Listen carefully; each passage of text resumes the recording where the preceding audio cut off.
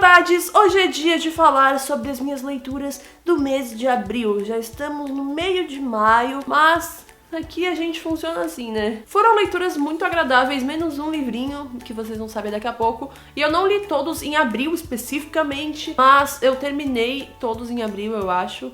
Ou março, whatever. Mesmo assim, eu acho que cabe falar agora, porque eu não tenho pretensão de fazer um vídeo exclusivo pra cada uma dessas leituras. Mas, de qualquer forma, eu queria falar delas em algum lugar. Então, vai ser aqui mesmo. O primeiro livrinho foi um que eu recebi da editora Planeta, que se chama Outros Jeitos de Usar a Boca, da Rupi Kaur. Não sei como se pronuncia o nome dela. Ela é uma autora indiana, foda pra cacete. Esse livro dela me trouxe sensações que, assim, como vou explicar? Ele é um livro de poemas, mas eu vi muita gente reclamando que ele não tem os elementos pra ser um livro de poemas, porque parece coisas tiradas do Tumblr, porque parece coisas tiradas de sites da internet, enfim. Vou dizer a minha opinião sobre isso, ok? Eu frequento muito o Tumblr, muito mesmo. Eu nunca tinha visto nenhuma daquelas frases no Tumblr. Eu acho que a autora nunca faria isso, né, gente? Pegar e copiar alguém do Tumblr, etc. Até porque eu acho que a autora começou no Tumblr. Eu me lembro de ler os textos dela no Tumblr há muito tempo, só que eu não sei se ela começou lá realmente, não tem como afirmar aqui. Os poemas dela falam basicamente sobre feminilidade, relacionamentos tóxicos, abusivos. Tem pouca coisa sobre relacionamentos saudáveis. Ela fala bem mais sobre os abusivos que ela já passou, já teve. Não sei se foi ela na experiência própria, mas eu acho que sim. Fala sobre sexo, feminismo, empoderamento feminino. É um livro fora de série. Sabe quando tu tem aquele momento de tipo, preciso muito de um livro, não sei qual é? Esse era o livro que eu não sabia que precisava ler naquele momento que eu li. E foi assim, incrível, eu simplesmente amei. Pra nós mulheres, eu tenho certeza que foi um presente, porque é um livro muito bom, que te faz ter diversas sensações. Me arrepiei do começo ao fim. Recomendo.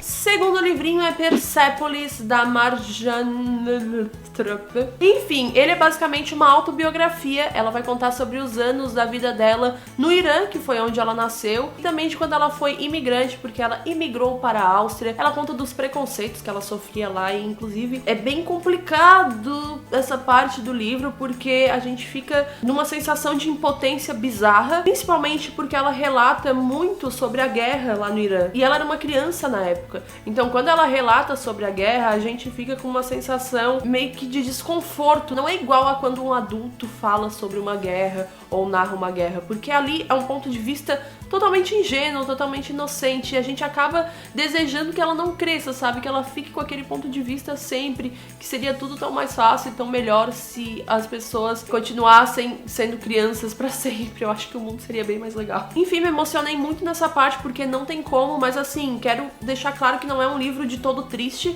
A autora tem um senso de humor muito bom. Eu ri em diversas partes do livro. Ela sabe exatamente o teor do humor que ela tem que colocar. Então eu acho isso muito importante, o autor reconhecer os limites dele diante da história, diante de um contexto. Eu amei, simplesmente amei esse livro. Eu não sei porque eu demorei tanto pra ler. Ele tava entre os meus 7 livros pra ler em 2017. Agora tô com vontade de não ter lido ele pra ler de novo e sentir as mesmas coisas que eu senti quando li ele, porque foram coisas muito boas. Nem preciso falar que eu recomendo muito a leitura, e é uma HQ, tá, gente? Então eu recomendo o livro tanto pra quem é habituado com HQs, quanto pra quem não é, que é o meu caso. Eu não sou habituada, não tenho costume de ler sempre HQs. E no meu vídeo de 7 livros pra ler em 2017, eu falei que eu tô com essa meta de ler um pouco mais de HQ. Persepolis foi um ótimo ponto de partida pra essa meta. Simplesmente amei o livro. Nossa, eu queria que esse livro se multiplicasse e todo mundo tivesse ele em casa, enfim. Se você tá gostando do vídeo até agora, por favor, não se esquece de deixar um joinha aqui embaixo, me ajuda muito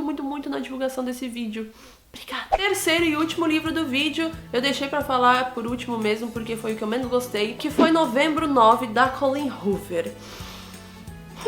Pra tudo se tem uma primeira vez, e Novembro 9 foi a primeira vez que eu dei uma nota abaixo de 4 estrelas para um livro da Colleen. Vou tentar explicar o porquê. O livro se chama Novembro 9 porque ele de fato se passa numa data só do ano. Eu tenho um certo problema com livros que são assim, porque eu não consigo ver uma construção decente de história.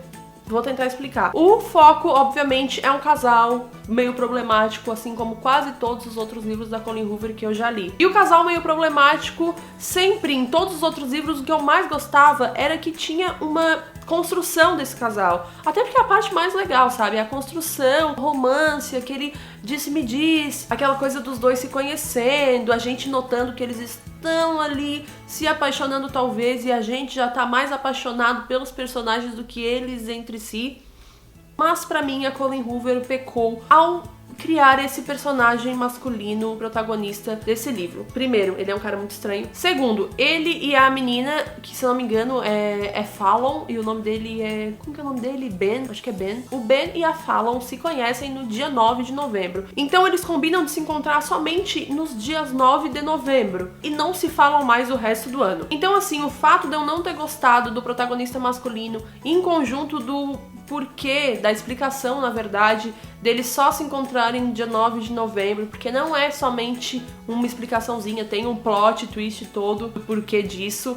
E assim, tudo isso eu não fui gostando, e foi aquela famigerada bola de neve. Cada vez mais eu fui pegando um certo receio do livro. Pra mim, o desenvolvimento da narrativa não foi legal, eu não curti. Teve uns momentos que eu fiquei tipo, ai, que chato. Um específico que eu me lembro muito foi numa hora que eles estavam jantando lá, e aí o Ben fala que vai pagar o jantar e que gostaria que a Fallon trocasse o vestido, já que era ele que estava pagando o jantar. Eu fiquei tipo assim, meu filho, vamos acordar pra vida. Vamos acordar pra vida, por favor. Eu já disse no meu Goodreads, se você não me segue ainda, o link está ali embaixo na descrição. Me siga lá, que eu sempre comento sobre as minhas leituras. Enfim, eu já disse no Goodreads que a construção da história precisa ser muito, muito boa pra eu não enjoar de livros ambientados somente num dia do ano. Porque assim, eu eventualmente, inevitavelmente, vou compará-los com Um Dia. Um Dia é aquele livro do David Nichols que tem o filme com a Anne Hathaway, com o Gene Sturges, se eu não me engano. E maravilhoso, sou apaixonada por esse livro e filme. E como eu tava falando, inevitavelmente eu comparo livros que são ambientados em um dia só com Um Dia. E foi um tiro porque, ao meu ver, Um Dia é muito superior